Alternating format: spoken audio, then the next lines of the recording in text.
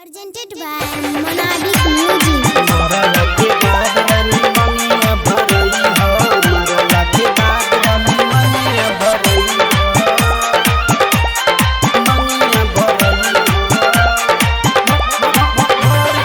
DJ Gudduraj Madhubani. चल जेबू गोरी जब तू ससुरार हो, बोला कैसे जी पाई तोहरे यार हो, बोला कैसे जी पाई तोहरे यार हो।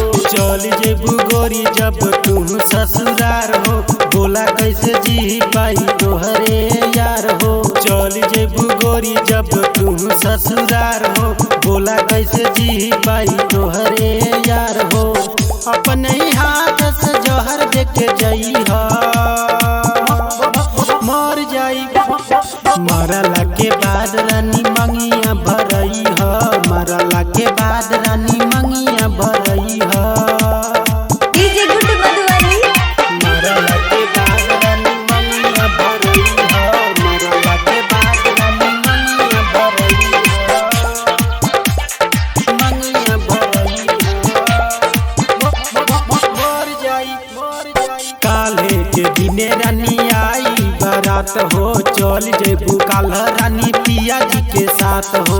काले के दिने रानी आई बारात हो, चल जेबू काल रानी पिया जी के साथ हो, पिया जी के साथ। जाए से पहिले तू कफन ओढ़ई ह, मर जाई, मरला के बाद रानी मंगिया भरई ह, मरला के बाद रानी मंगिया भरई ह।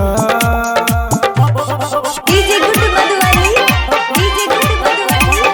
मरला के बाद रानी मंगिया भरई ह, मरला के बाद रानी मंगिया भरई Recording Studio, Delhi. बचपन से करत रहनी तोहारा से प्यार हो, सोचनी कि बनबू तू जिंदगी हमार हो। बचपन से करत रहनी तोहारा से प्यार हो, सोचनी कि बनबू तू जिंदगी हमार हो, जिंदगी हमार। निशा के बतिया तू जानी भुलई हो, मर जाई, संजय के दिल रानी जान टुकरई ह, मरला के बाद रानी मंगिया भरई ह। Presented by Monabic